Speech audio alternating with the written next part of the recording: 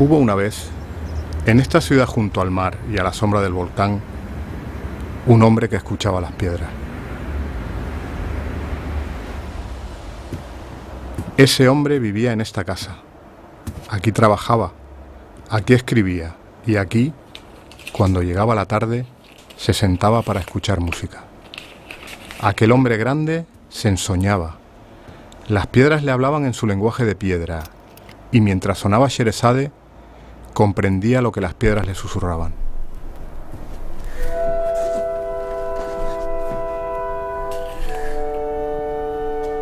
Ese hombre era mi abuelo, y esta es su historia.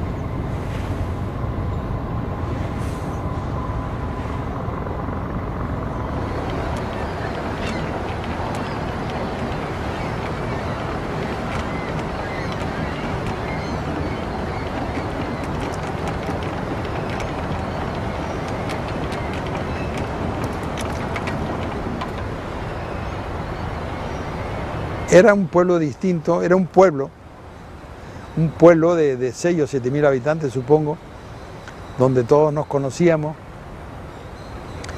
donde sabíamos vida y milagros de cada persona, aunque nosotros, tanto Telesforo como yo, éramos de Atarjea arriba. A partir de la Plaza del Charco, donde empieza la calle de San Felipe, era, digamos, un lugar prohibido para la juventud, porque era la ranilla, pero una ranilla que el nombre significaba, yo qué sé, Sodoma, Gomorra y algo más, todo junto. Los niños no podíamos cruzar de la Plaza del Charco hacia el mar, hacia en dirección a la ranilla.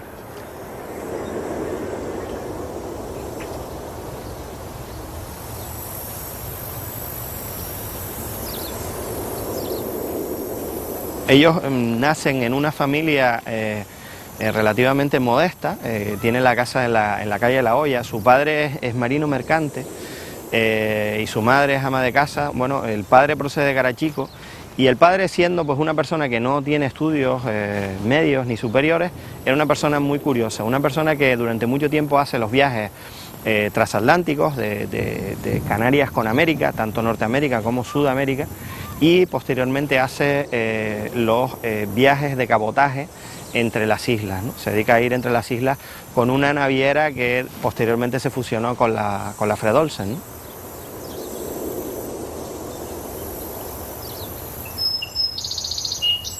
Mi madre nos mandaba, íbamos los dos, nos estuvimos quedando con ellos. ¿Te acuerdas que nos traían por las mañanas unos pollitos que los viéramos? Tengo buenos recuerdos, no sé si tú te acuerdas de eso, de esa época, de cuando estuvimos con ellos, muy buen recuerdo. Era muy agradable, más la casa donde vivía mi abuelo tenía un patio interior con una serie de plantas y tal, y era muy acogedora. Y el garaje, tenía un garaje donde tenía un montón de herramientas, muy interesante, tenía muchas cosas que nos solía enseñar. Yo recuerdo la antigua casa y recuerdo que Buenaventura, nuestro bisabuelo, ¿no?, estaba metiendo un barquito en una botella de cristal. Porque como él era marino, y bueno, yo creo que esas botellas todavía se conservan por ahí. Y yo tengo el flash en la cabeza de verlo, de que él nos enseñó cómo se metía el barquito con las velas plegadas y demás, después con un cordelito las desplegaba, ¿no?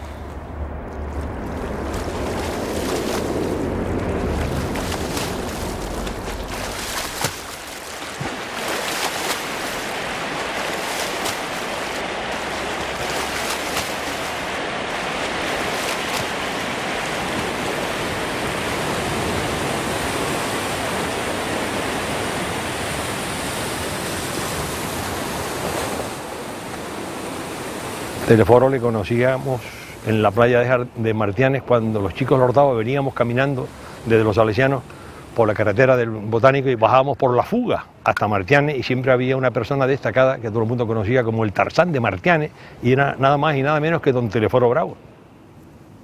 Era un buen atleta, físicamente un hombre bien preparado, era el hombre que venía desde Martianes hasta la Carpeta, hasta la Laja La Sal, nadando a tumba abierta, pam, pam.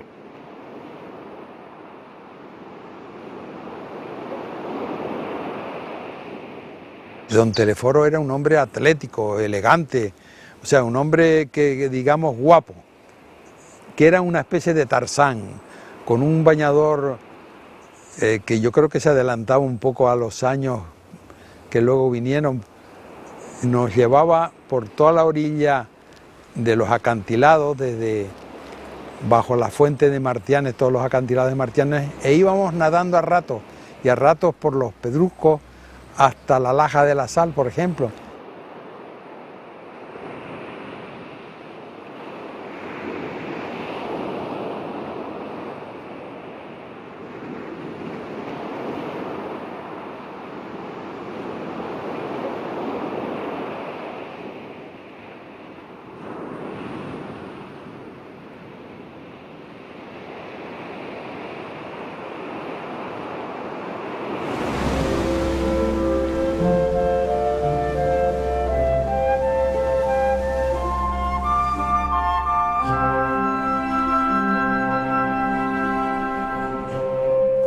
En cuanto acaban sus estudios de magisterio, mi abuelo y su hermano reciben su primer destino, La Gomera. Allí había todo lo que podían desear: mar y montañas, piedras y viento. Aquel viento que zarandeaba a mi abuelo se convirtió en la guerra poco después. Desde el frente escribe: son las 3 de la madrugada, las estrellas tiemblan de frío en este cielo de Castilla. Solo al recorrer cada hombre que vigila, sabemos que estamos cerca de la muerte.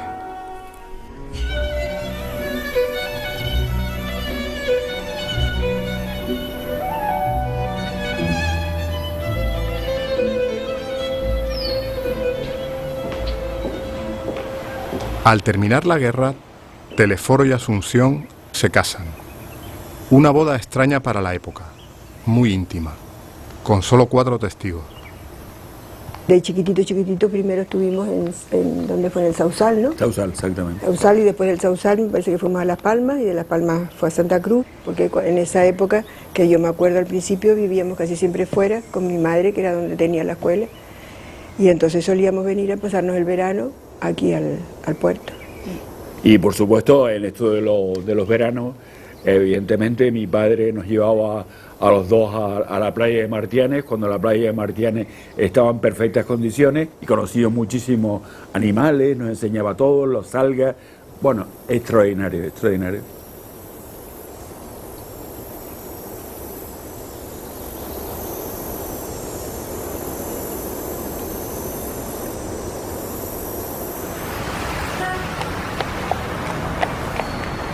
Ya hablando en la época en que vivimos conjuntamente en Madrid con Gustavo Reimer, él y yo, durante 4 años, porque nosotros íbamos de pensión en pensión, porque cuando veíamos que no comíamos bien nos cambiamos de pensión intentando buscar donde pudiéramos nutrirnos un poco mejor. Entonces Teleforo se metía dentro de un ropero, pasaba la bombilla por un orificio que quedaba en medio, y se ponía a estudiar allí dentro, se tapaba con una manta y se metía dentro del ropero. Estaba incluido en el precio la ducha una vez por semana. Entonces pedías, hombre, un suplemento para una vez más, o sea que tuvieras 2 días por lo menos, ¿no? y para calentar ese agua metían una resistencia directamente en el baño, y cuando estaba más o menos así templadito, ya te llamaban diciendo, oye, está listo, pasa al baño. Él, de una forma sistemática, le escribía a su mujer todos los días, y ella le escribía exactamente. Es decir, había una correspondencia, digamos así, epistolar estupenda.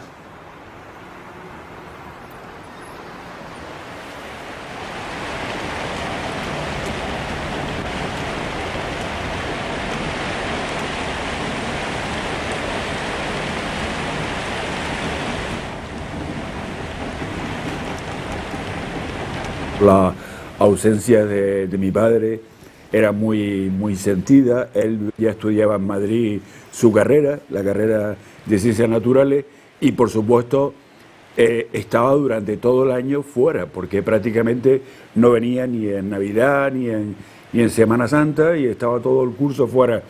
Y evidentemente la llegada de mi padre transformaba totalmente mi vida o la vida de nosotros, y la casa parecía más pequeña y encontrábamos la fuerza y la alegría de tenerlo.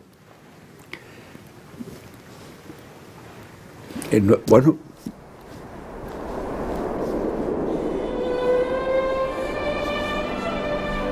La vida no era fácil. La vocación de mi abuelo por las ciencias naturales es absoluta. Mi abuela lo comprende. Ella trabajará y cuidará de los niños mientras él estudia en Madrid. El sacrificio es enorme.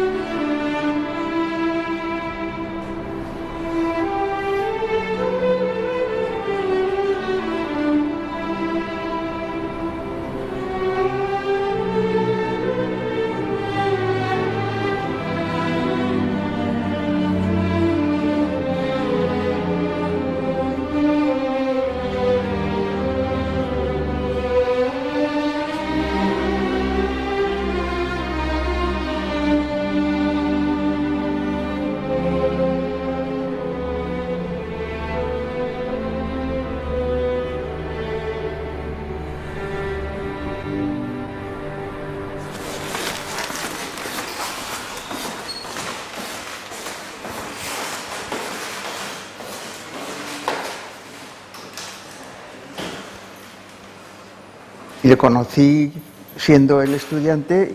Sabíamos que tenía su mujer y sus hijos, y que había esperado a estar situado a poder estudiar la carrera, empujado, digamos, también por Asunción.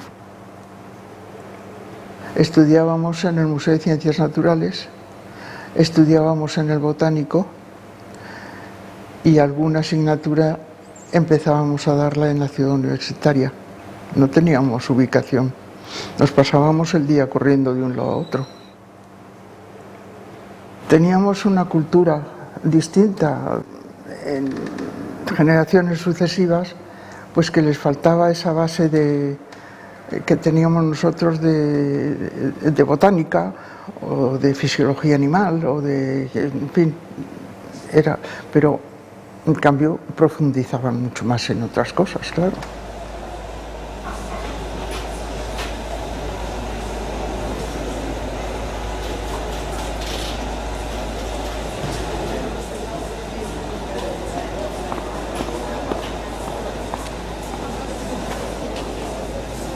No hay más remedio que especializarse, pero yo creo que se ha pasado un poco de rosca, porque ahora ya no es solo especializarse solo en petrología, por ejemplo, que era mi rama, o en geoquímica, sino que es petrología de sedimentaria, petrología de metamórfico, petrología.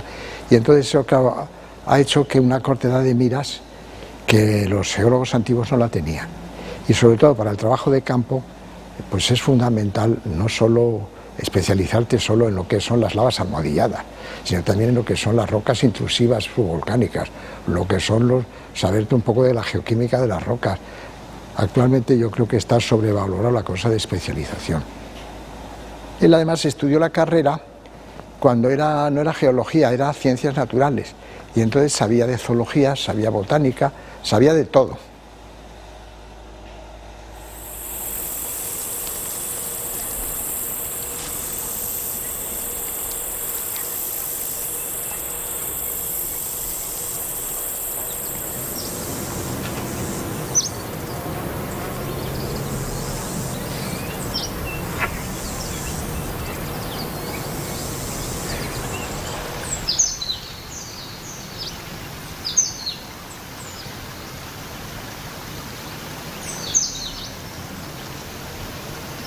Ortega Gasset decía que el especialismo era la barbarie. Es duro, es terrorífico, ¿no? Prácticamente cuando la humanidad no ha hecho más que especializarse, sobre todo en los 2 últimos siglos. En consecuencia, se podría decir que un generalista de temas de naturaleza es alguien que abarca lo inabarcable, pero también es la más hermosa forma de enfrentarse a la realidad, ¿no? Es no separar las raíces de los frutos, es saber de dónde proceden las cosas y por qué han llegado a madurar en lo alto de un árbol.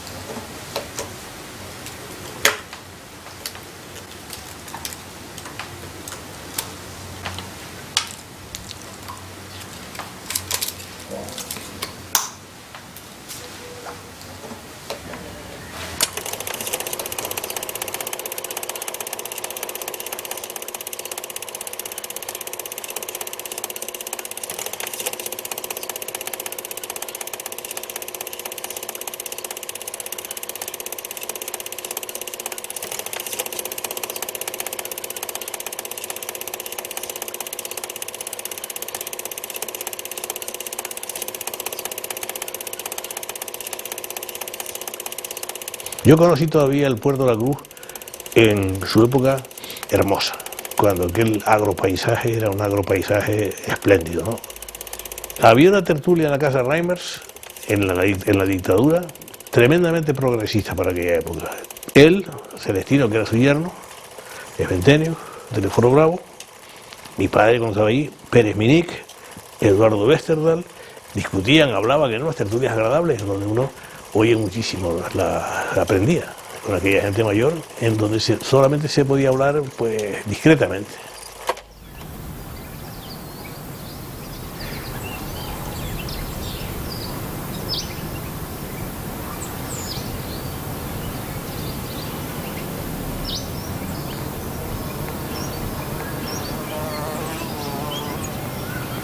Si tú miras este jardín y te pones en esta ladera y dices, oye, se parece a Martianes. La primigenia idea de Ventenios de la creación de la estación del Atlántico de Flora Canaria era una cosa que estaba destinada a ser en Tenerife.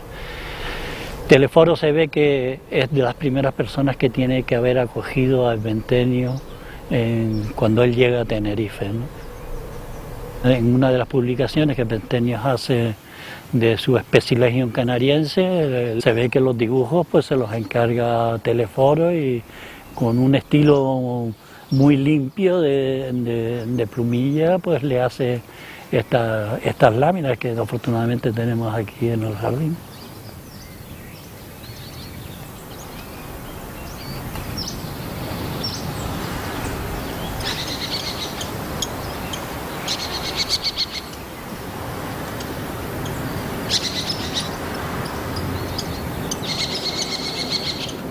Para él Gran Canaria era así, se sentía acogido.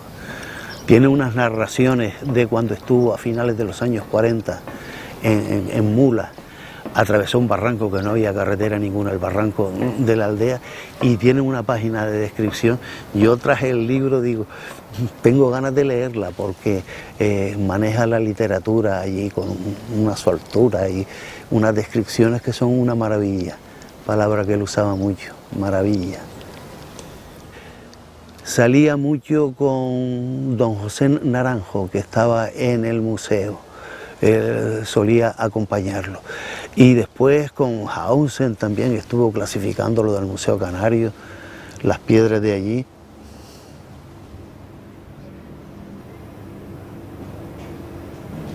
Primero hablaban de crear un museo de historia natural, al final crearon un puesto de trabajo que se llamó jefe de sección de ciencias naturales y se lo encomendaron a don Telesforo con la encomienda de que se hiciera así exactamente todos los trabajos científicos del Museo Canario. Él no se limitaba a la colección de zoología o a la colección, sino que como lo incitaba, le llamaba la atención todo tipo de materia, de contenido científico, pues a todo se dedicó, ¿no?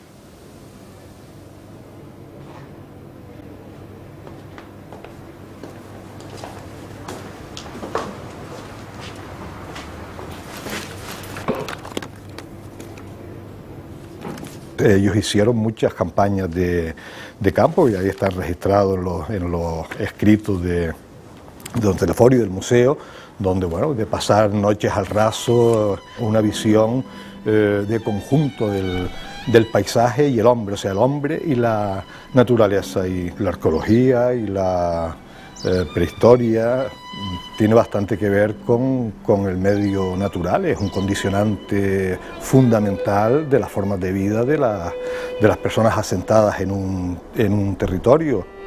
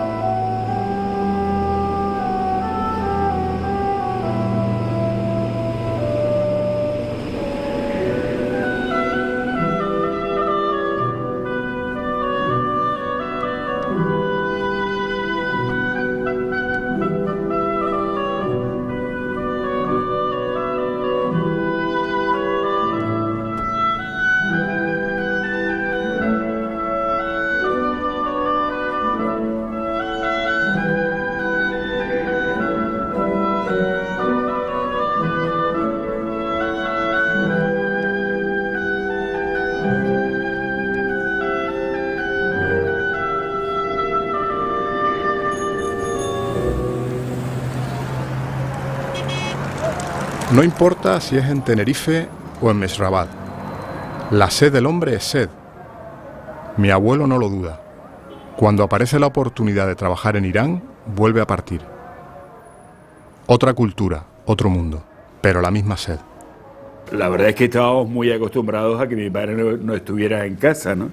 Y el que él se marchara a Irán durante casi 2 años o casi 3, pues evidentemente ya lo aceptamos como normal, ¿no? El que mi madre, por ejemplo, la invitara a pasarse, porque ella, claro, una mujer joven, con su marido, etcétera, y entonces estuvo 2 veces también acompañándolo en cortas visitas a Irán, ¿no? Entonces era la época del Shah, pero todavía él estuvo pues, en unas zonas muy perdidas por el norte, cerca del Caspio y por cerca de Afganistán. Iban con una escolta de militares, de soldados iraníes, y contaba que estaban en sitios perdidos, durmiendo en pueblitos de pastores y tal, y me acuerdo que comentaba que los pueblos estaban durante un par de meses y luego cogían todas las chozas, las cabras, las tiendas de campaña y todo, y las trasladaban a otro sitio, a unos 3 o 4 kilómetros, y allí hacían todo el pueblo. En fin, contaban muchas cosas.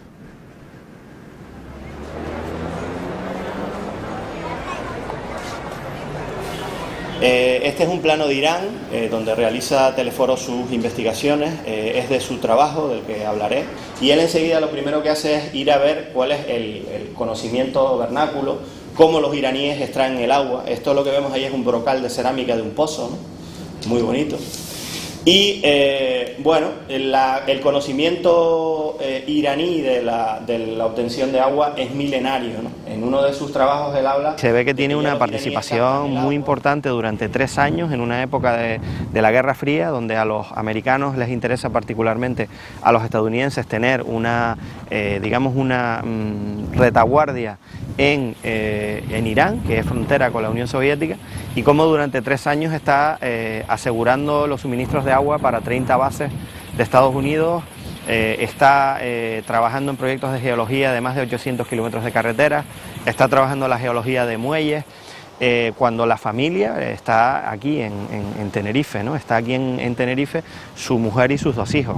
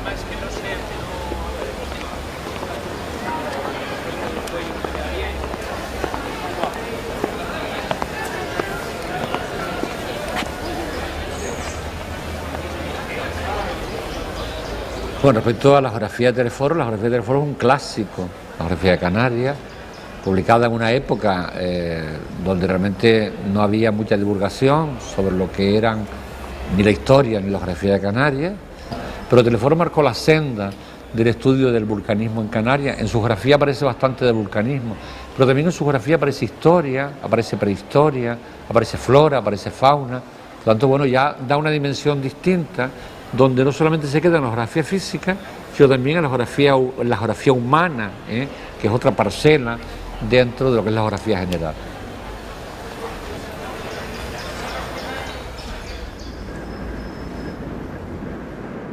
Su libro, ¿no?, La geología de las Islas Canarias, es un ejemplo clarísimo de cómo se puede explicar una cosa muy compleja con palabras simples y que lo entienda todo el mundo, ¿no? Escribía muy bien, con mucha literatura, tiene frases magníficas, ¿no? Por ejemplo, una que me ha gustado siempre mucho es cómo definía los vientos alisios, ¿no? Decía, masas de aire cálido cargadas de humedad que circulan por las largas llanuras oceánicas. Son, ¿no?, muy poéticos la forma de describirlo, pero que uno lo ve.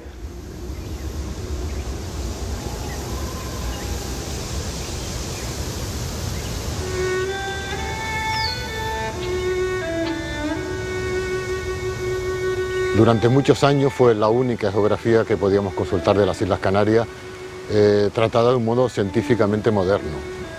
Aunque sea del año 53, en la geografía de Canarias no solo están expuestas las teorías usuales de la geología de la época para explicar el origen de las islas, sino que él, y además se muestra partidario, explica muy bien dentro de la teoría de Wegener el posible origen de las Islas Canarias. Por tanto, en ese aspecto podemos decir que Teleforo se anticipó a lo que luego la tectónica de placas y la expansión de los fondos oceánicos daría.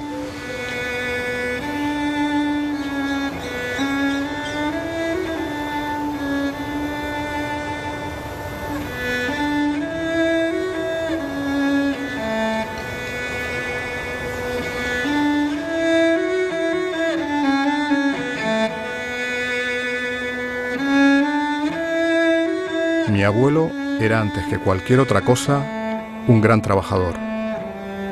Cuando acaba su tesis sobre la geología de La Gomera, gana su plaza en la Universidad de La Laguna. Quería hacer de la geología una materia vital.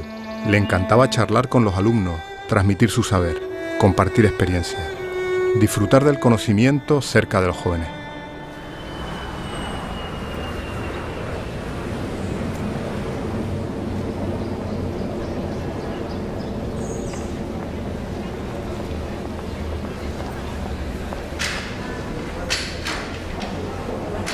Todos recordábamos a don Telesforo pues su gran preocupación por los alumnos. Era de esas personas que cuando está hablando contigo no da la sensación de que se hayan leído las cosas en un libro, ¿no? Lo veíamos como que era una persona que sabía de todo. Te hablaba de plantas, te hablaba de lagartos, te hablaba de aves.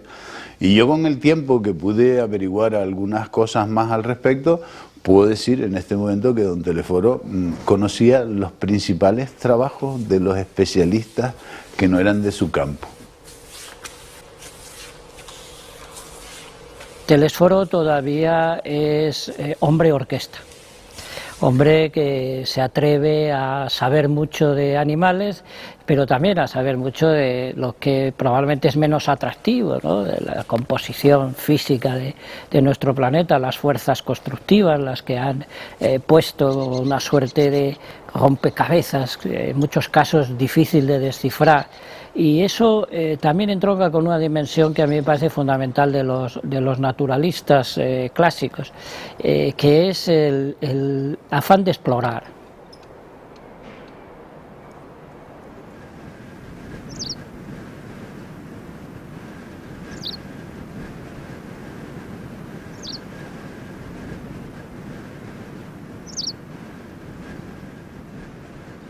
Telesforo sabía sobre todo leer y eso me lo transmitió a mí, casi dialogar con la naturaleza, diría yo, ¿no? Era capaz de establecer, pues, de conocer perfectamente y de transmitir sobre todo esa interacción que existe entre pues, el pasear y el contemplar reflexivamente acerca de un paisaje, recibiendo la información que se coge en cada momento. Para ellos era algo obvio, es decir, que todo estaba interconectado, que una planta muerta, senescente, pues era realmente una fuente de vida pues, para multitud de insectos, para nuevas plantas que crecían.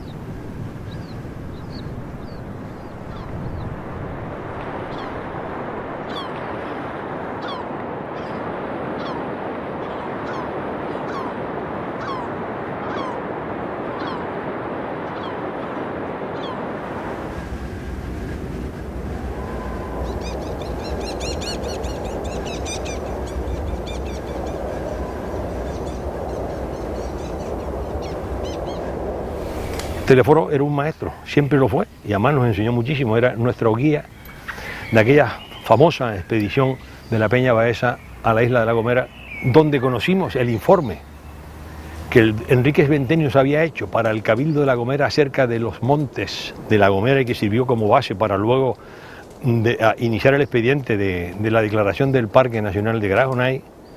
Telesforo Bravo nos contaba cómo Ventenius se impactó, se impresionó cuando percibió en sus carnes la lluvia que caía de aquellos brezos.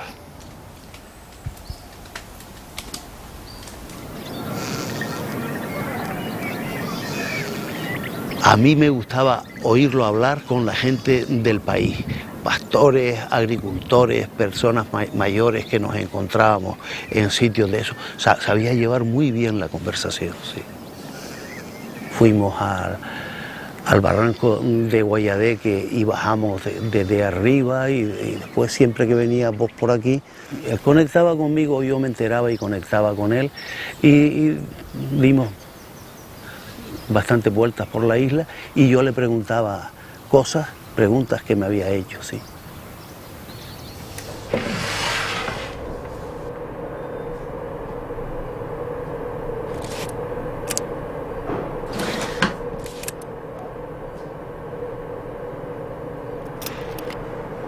Lo conocí porque él colaboraba en el Instituto de Estudios Hispánicos del Puerto de la Cruz, dando conferencias y haciendo de guía en diferentes rutas y excursiones que se organizaban con los extranjeros, por el Teide, por Taganana, por Teno, y siempre decía que sí a lo que le proponíamos, y aparecía esas excursiones con sus botas, su mochila en los hombros, su cámara colgando al cuello, y se perdía haciendo fotos por esos diferentes rincones, siempre con sus bromas, sus chistes, o sea que era muy agradable trabajar con él.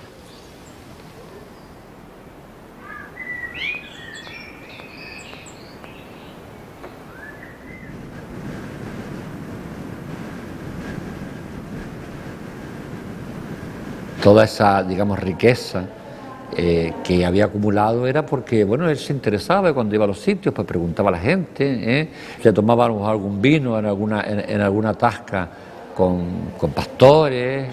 Bueno, claro, eso no cabe duda de que eso permitía tener también una transmisión importante de riquezas, ¿no? Era un canario muy particular, se reía de su sombra, y además era un hombre muy socarrón, porque tenía siempre ese carácter de buscarle punta a las cosas, ¿no?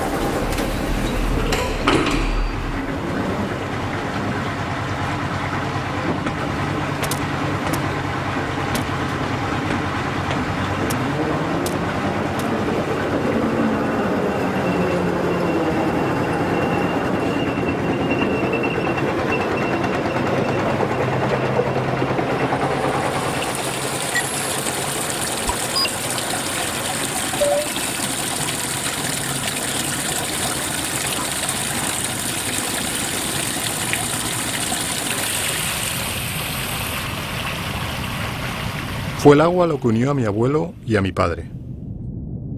Telesforo Bravo y Juan Coello, Coebra.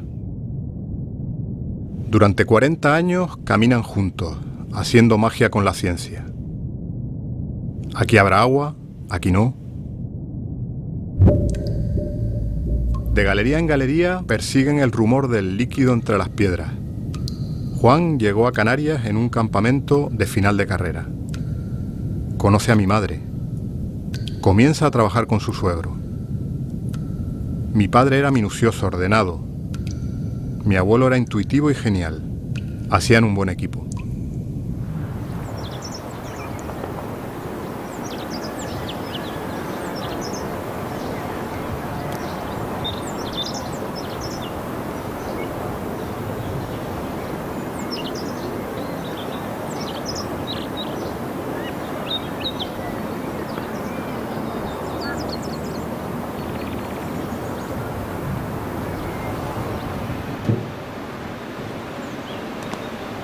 No puedo desligar a don Telesforo Bravo de don Juan Coello. Ellos venían a La Palma pues 2 o 3 veces todos los años y se recorrían casi todas las galerías y casi todos los pozos que se estaban perforando y que se iban a perforar, porque la gente tenía mucha confianza en ellos. Fueron muchísimo más los aciertos que los errores.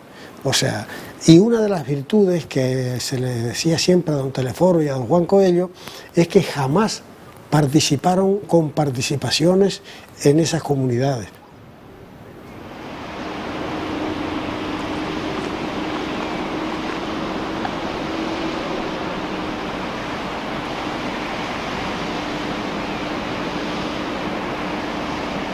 Fue un hombre que conocía La Palma, las entrañas de La Palma como creo que nadie. Y fue una persona muy reconocida, las galerías que marcó en toda la parte norte, aparte dentro de la caldera, siempre el referente era don Telesforo Bravo. Porque claro, iba apuntando cada 50 metros, cada 100 metros, lo que decía Inocencio, la clase de terreno, si había una gotera, si no había una gotera, después a la siguiente vez que volvía otra vez al sitio ese a ver si la gotera estaba o no estaba. mirar las direcciones de los diques cuando estaban buscando, por cierto, los posibles diques que podrían servir para sellar, hacer el cierre ese, y mirando las direcciones, porque los diques no están todos con la misma dirección de la galería, o sea, hay algunos que están de frente, otros están de lado, más depende de los grados que tuviera, pues todo eso recuerdo que lo iban mirando y apuntándolo cada vez que entraban a la galería, eso era siempre.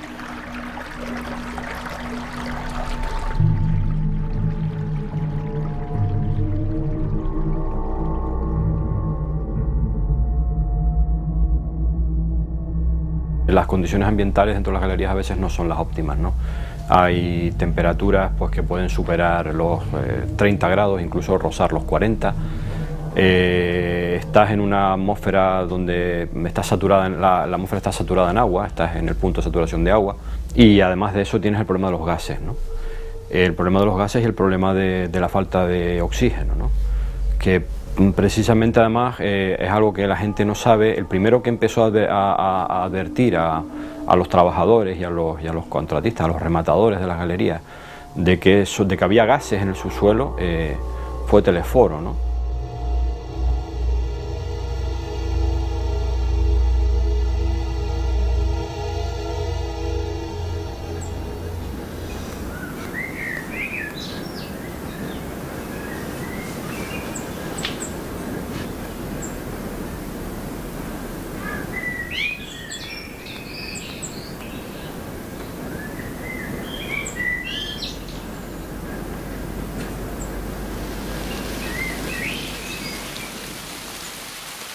Había oído hablar de los cierres, pero no tenía muy claro en qué consistía un cierre.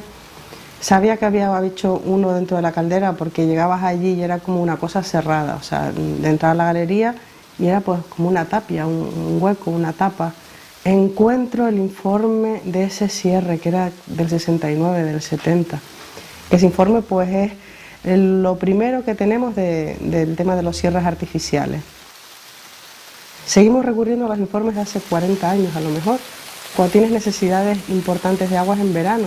Entonces tú decías, es que estoy guardando todo ese agua en el invierno y en verano cuando realmente necesito ese incremento de agua, porque pues el valle, el 90 y pico % es platanera, es que voy a poder sacar ese agua en verano cuando la necesite.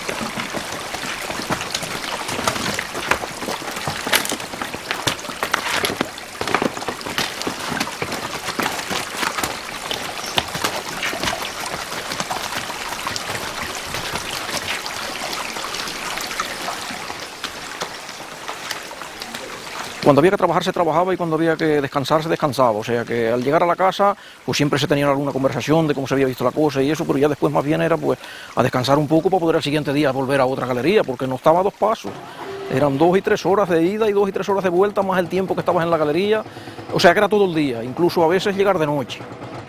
Hay que llevar el cemento, hay que llevar todo, la tubería para los cierres de la galería, las placas para hacer el cierre, fundirlo dentro del hormigón, todas hay que cargarlas en bestias, hay que llevarlos hasta arriba y todo el proceso que eso lleva.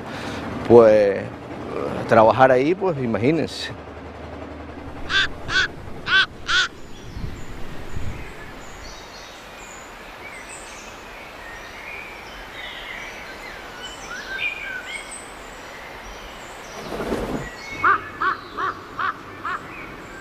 La caldera es muy dura.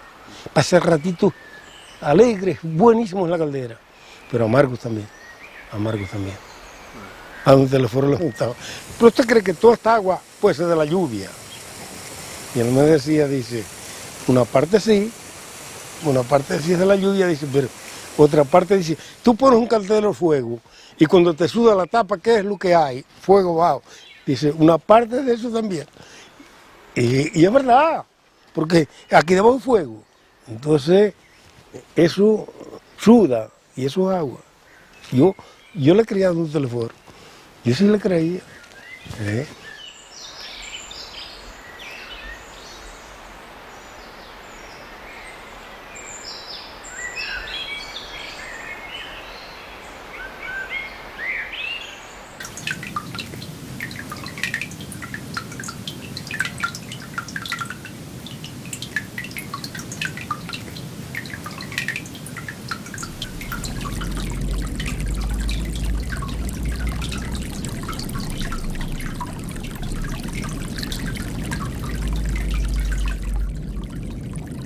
de los grandes conocedores de las islas. Yo creo que buena parte de eso, aparte de su intuición, venía claramente de conocer el subsuelo. Entre comillas, jugaban con ventaja, pero es que además lo conocían muy bien.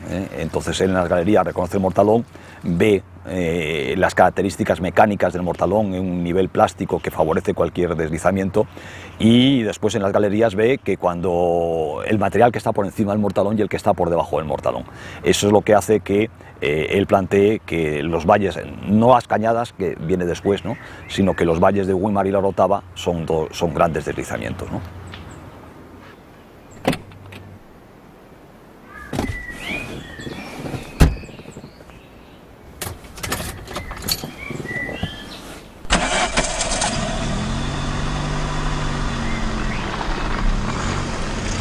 El estudio de las galerías fue lo que le llevó a Teleforo a poner en duda los supuestos existentes hasta ese momento y que él asumió, están en la geografía de Canarias. Y entonces fue el primero que propuso, fue en el año 62, de una manera científica. Es verdad que hay antecedentes anteriores, alguien lo ha dicho, que Leopoldo von Buch a principios del 19, pero Teleforo es el primero que de una manera científica explicó que el valle de la Orotava y el valle de Güímar tenían origen en un enorme deslizamiento de carácter catastrófico, es decir, en muy poco tiempo, y que había desmantelado una gran parte de la isla. Cuando él propuso esta teoría, chocaba con lo que se conocía en la ciencia académica.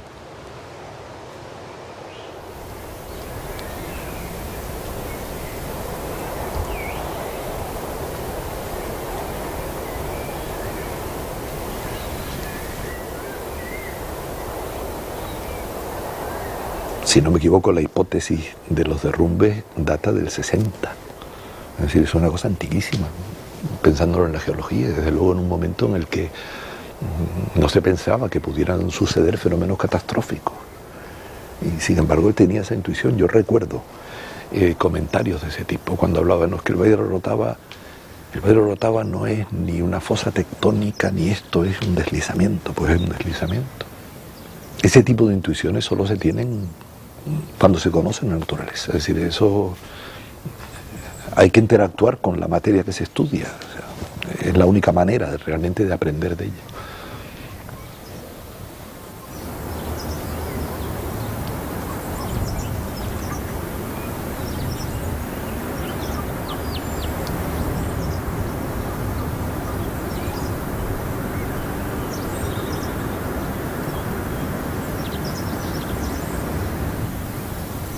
En un congreso internacional, el primer simposio internacional de volcanología de Canarias, estaba don Telesforo, y ahí sobre el mirador de Humboldt explicó el origen del valle de la Orotava.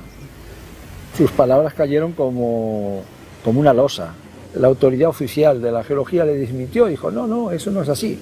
Estos valles se han originado por la erosión que acaba con todo. Esto fue un proceso erosivo. Él no se puso a discutir ni a hacer prevalecer su idea. Él simplemente dijo que él conocía las entrañas de la tierra, como dice, conocía las galerías, y lo que cuadraba debajo, cuadraba de encima. En algún momento, las piedras a las que seguía escuchando le contaron una historia nueva. Así es como mi abuelo se vio obligado a conocer la incomprensión y la condescendencia con la que a veces se desprecia al visionario.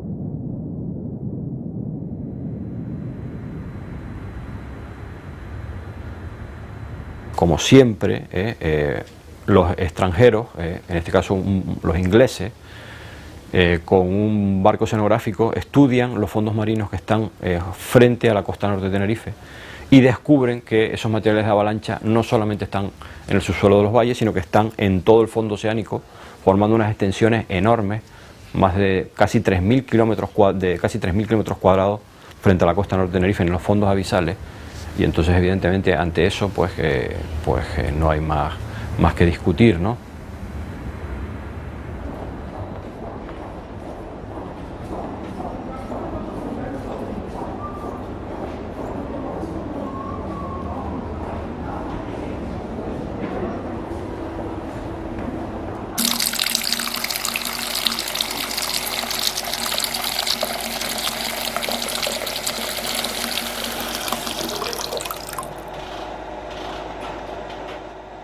Telesforo, cuando él empieza a trabajar como naturalista, porque realmente es así, la arqueología todavía no estaba consolidada como una disciplina científica aquí en Canarias. La arqueología empieza a mediados y a finales del siglo XIX y bueno, pues esas primeras observaciones, esas primeras recopilaciones de materiales que él hacía inicialmente junto con Celestino González Padrón, también Luis Diego Cuscoy. De hecho, ellos son los que descubren ese potencial arqueológico, el que descubren los primeros escondrijos con cerámicas que luego van a tener un enorme desarrollo, sobre todo porque se recuperan materiales intactos que se van a depositar en los museos, y también hace pues unos descubrimientos que luego han tenido importancia para el desarrollo de la arqueología.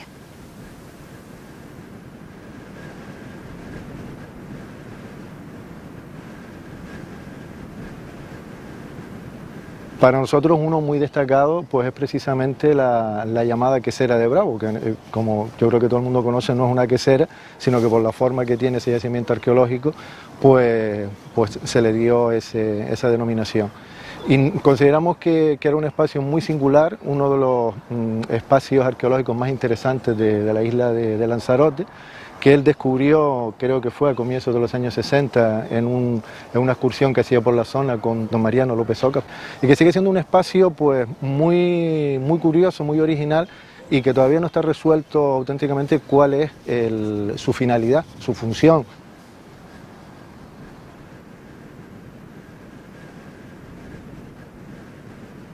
Y quizás otra de las grandes aportaciones, precisamente por esas observaciones, porque él en La Palma desarrolló una labor inmensa y conocía muy bien la naturaleza de La Palma.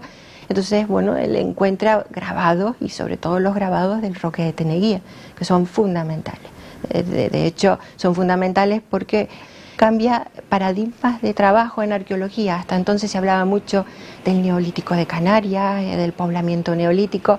A partir de esos grabados rupestres, de alguna manera se empieza a considerar pues que la población y el poblamiento es posterior, que el mundo bereber está más implicado, es decir, que esas grafías que se comparan con el norte de África de alguna manera implican abrir el panorama desde el punto de vista de lo que es la interpretación arqueológica.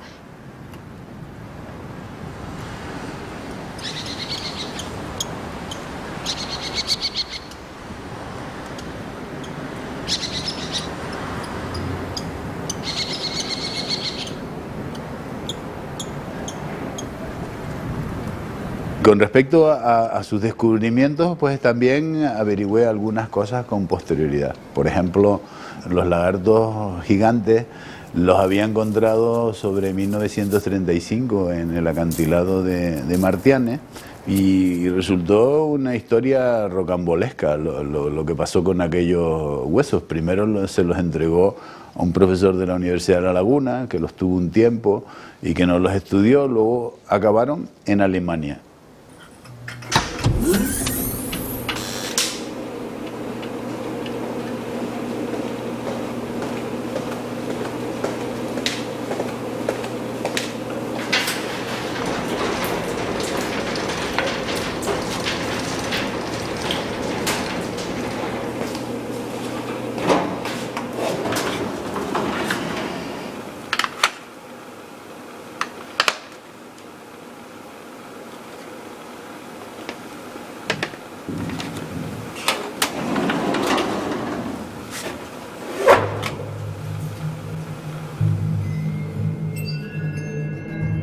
Y en Frankfurt am Main trabaja un herpetólogo ruso que se llama Mertens, de apellido, y este Mertens recibe unos primeros restos, donde van esos primeros hallazgos, envía una carta pidiendo más restos y además establece un poco o les enseña cuáles son los métodos de extracción. Total que Telesforo pues se afana con ese tema y vuelve a mandar muchos más restos para allá. ¿Cuál es su sorpresa? Que años más tarde él ve en una revista especializada la descripción de un gran lagarto que se ha encontrado en Tenerife, como la Certa Goliath, lo llaman la Certa Goliath, y lo describe Mertens y solo dice Tenerife.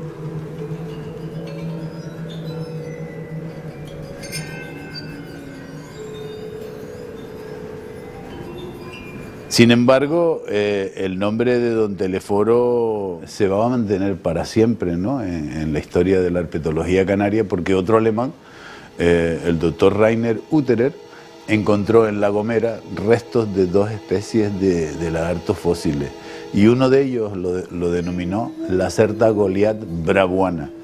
Es el lagarto gigante de La Gomera, muy amenazado de extinción, y ahora mismo se están pues haciendo actividades de cría en cautividad para su conservación.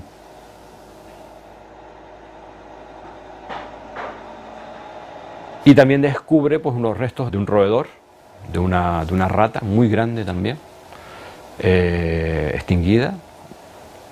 Eso se los pasa a otro paleontólogo, se llama Senyer, que creo recordar que sí era alemán, y Senyer le da su nombre a esa rata, ¿no? Canariomys bravoi, por bravo.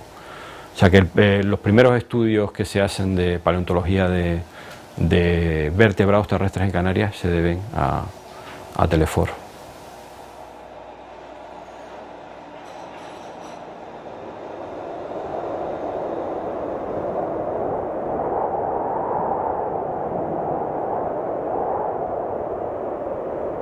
Y recuerdo que cuando yo me fui a un congreso en el año 71 a Barcelona, me dijo, oye, probablemente cuando vuelvas vamos a tener un volcán. Digo, ¿qué me dices? Sí, hay unos ruidos raros, hay unas cosas que de alguna manera están, digamos, augurando o prediciendo que va a haber una erupción. No sé si va a ser en el sur de Tenerife o va a ser en La Palma. Estaba yo dando de clase en la facultad, me llamaron a la puerta un bedel y me dijo, ¿puedo pasar? Digo, espera, que es que tengo que acabar la clase. Y dice, no, es que es una cosa urgente que le llaman de Canarias. Entonces yo le dije, esperar un momentito, y me dijo Telesforo, deja lo que estés haciendo, coge el primer avión, coge tu equipo de campo y vente, porque va a empezar una erupción en el sur de La Palma. Claro, se conocía muy bien las islas y conocía el vulcanismo canario como no lo conocía ninguna persona en esa época. Y fuimos y vimos prácticamente nacer el volcán.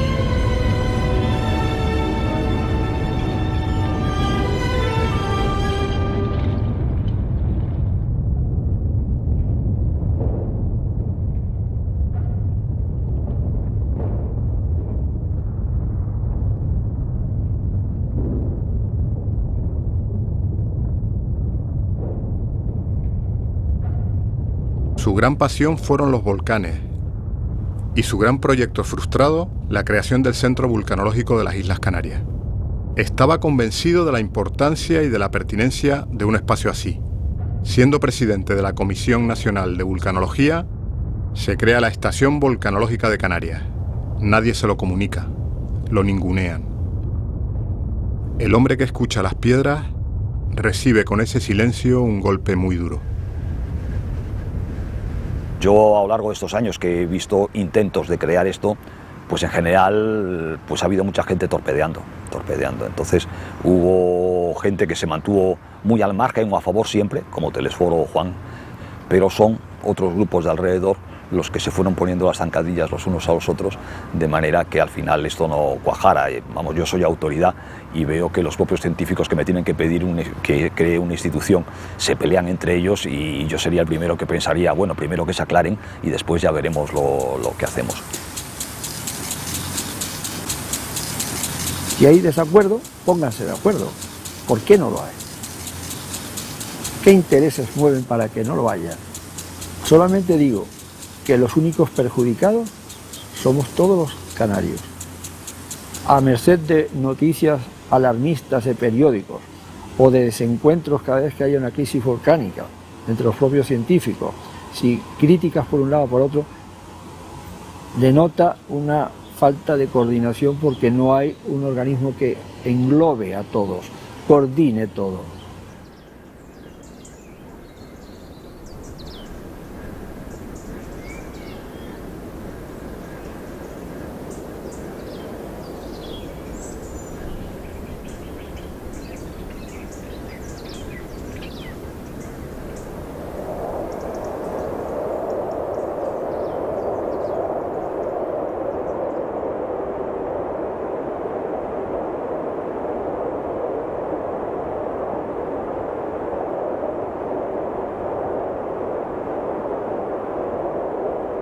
Se inicia una nueva etapa en el organismo Parques Nacionales de España.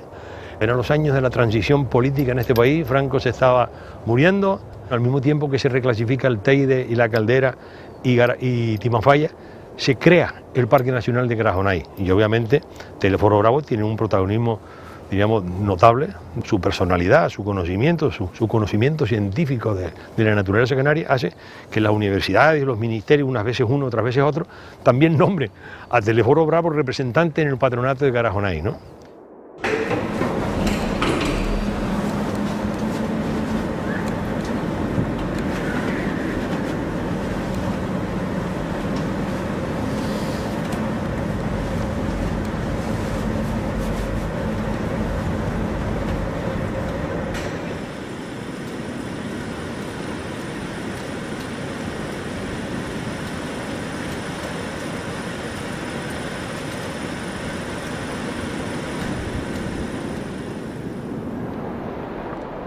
Para amar la naturaleza hay que conocerla y bueno, está claro que ellos la conocían y muy en detalle, la conocían,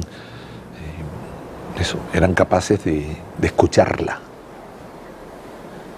En las cañadas es donde también Telesforo dejó una huella importante en mí, en mi interés, digamos que por esa área.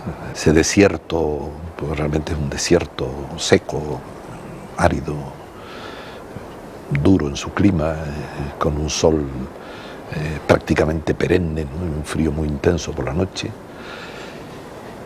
Telesforo me ayudó a descubrir, bueno, pues esos los volcanes escondidos, por ejemplo, de la pared de las cañadas, fijarte en detalles.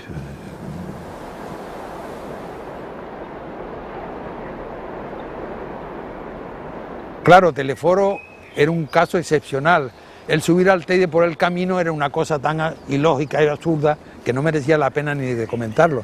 Dice, no, vamos a subir por aquí detrás. Y cuando ya estábamos llegando casi arriba, dice, no, ahora vamos a cruzar el Teide transversalmente para salir a Pico Viejo. Y yo sabía que si allí resbalaba, me mataba. Un poco por encima del cráter de Pico Viejo, y allí se tranquilizó. Y entonces se me vuelve y me dice, ¿has pasado miedo? Digo, no, Telesforo, contigo no, es mentira absolutamente.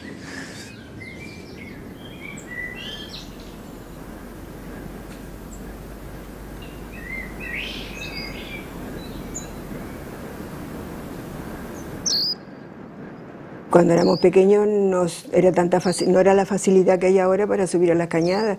Solíamos hacer campamentos en el verano, nos llevaba con unas cuantas amigas y vamos, nadie subía a quedarse 5 o 6 días, que para algunas de mis amigas han sido los días más maravillosos que han pasado, yo más o menos estaba acostumbrada, y las noches esas de las cañadas, de estrellados, y a veces pues salíamos a mitad de la noche, nos despertábamos salíamos de la caseta y empezábamos, nos enseñaba todas las estrellas, y eran unas noches que, bueno...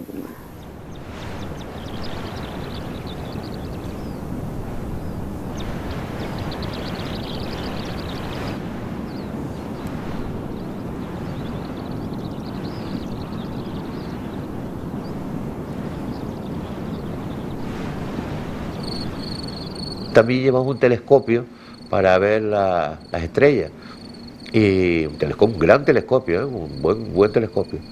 Y en total que aparecieron los guardas, un señor mayor y un chico joven. Y me acuerdo que nos dijeron, no, aquí no se pueden quedar, ¿no? Entonces el guarda mayor se dio cuenta que era don Telesforo, y muy educadamente, ay, usted perdone, don Telesforo, para aquí, para allá, no, que usted sabe que nosotros, un poco como Diógenes, quítese de delante que no me deja ver las estrellas, ¿no?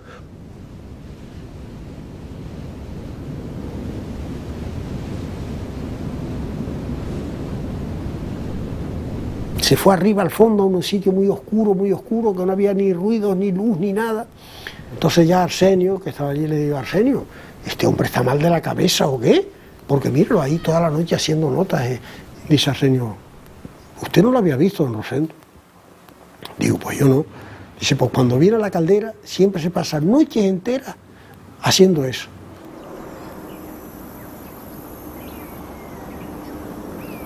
Una noche nos quedamos en Artaguna, debajo de un pino. Debajo de un pino nos quedamos en Artaguna. Y don Telesforo llevaba un plástico y aforró una mata de eso y después se metió debajo de la mata de eso. Me acuerdo mucho de eso. Salía allí en la casa, salía para afuera, subía para el estanquito, allí se ponía él a contemplar las estrellas por la noche. Era verdad.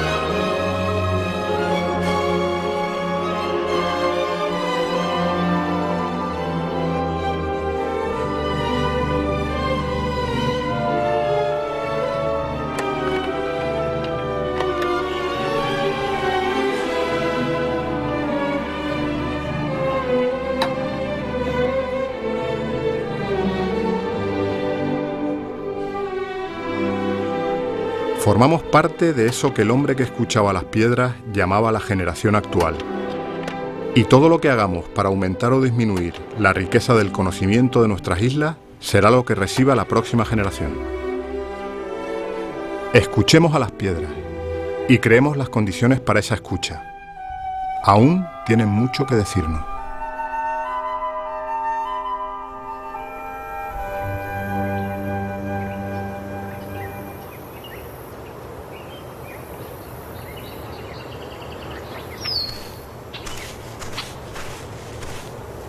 Supieron unir la parte de conocimiento geológico con la aplicación, y a la aplicación además para mejorar la vida de la sociedad, que es en Canarias pues el problema del agua, ¿no? Y la realidad que en el mundo nuestro geológico en concreto tiende a olvidarse con frecuencia ese tema de la aplicación, incluso a verse mal. Pues yo creo que todos aquellos que aprecian y aman la historia de Canarias, el conocimiento de las islas, tienen una deuda de gratitud con Telesforo. Han contribuido a la mejora de la sociedad, como personas y sobre todo como científicos. Era una persona que en el campo era muy bueno, esa es la verdad. Se le ha criticado que tal, que estaba anticuado y tal, pero bueno, a lo mejor no estaba en la última moda de la teoría, en las últimas revistas de los Citation Index y todas esas cosas, pero en el campo de Canarias, en la época aquella, el que más sabía de Canarias era Telesforo. Telesforo siempre apoyaba en todo. Y cada vez que surgía algún problema o alguna cosa, Telesforo acudía y nos solucionaba los problemas. Aparte de momentos particularmente, bueno, particulares para nosotros. Telesforo Bravo, César Manrique, Wilfredo Blippert deben sentirse especialmente orgullosos de que pocas cosas hay más importantes en este mundo que defender la vida de la vida. No la vida así, no, la vida de la vida, es decir, lo que permite que exista la vida. Telesforo no era un hombre de gestión, no era un hombre de gestión, él no era un hombre para meterse en la burocracia, él era el campo. Y mira, esas son así a rasgos, a grandes rasgos, algunas pinceladas de los encuentros con un maestro y luego con un amigo y con un compañero.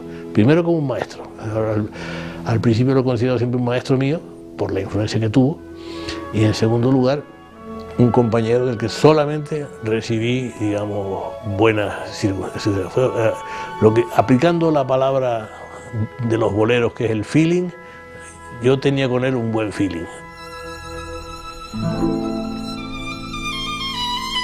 Telesforo, compañero, recuerdos tengo de ti. Cuando estaba en Taburiente, lo que nunca olvidaré. Fueron tiempos que pasé disfrutando de su cariño.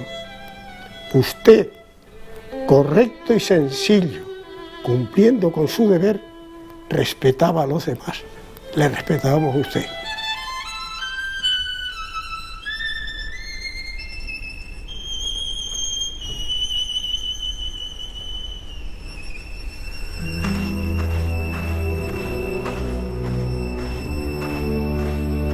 Mi abuelo me estuvo visitando en sueños durante muchos años, después de su muerte.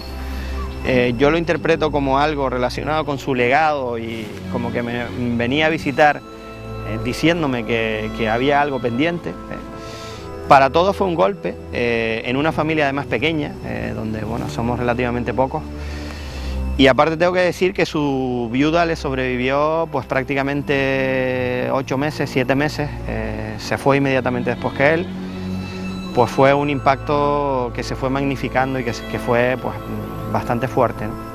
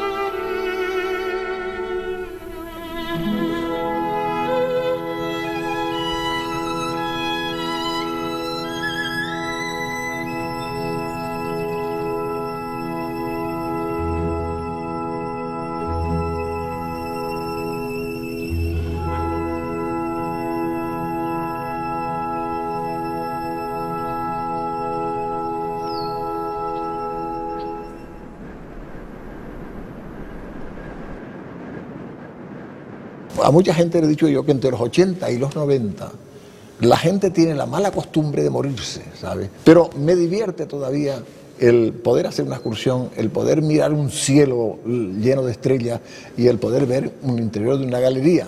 Me entusiasma porque con mi martillo pues voy abriendo camino entre las piedras. Si tienes espíritu, pues puedes desarrollar una serie de ideas clarísimas sobre la estructura general del universo incluso, ¿no?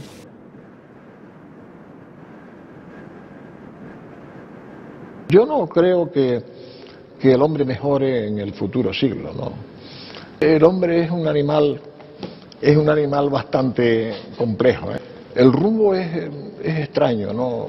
El comportamiento del hombre es imprevisible, ¿no? Se está comportando mal, ¿eh? La raza humana se está comportando mal.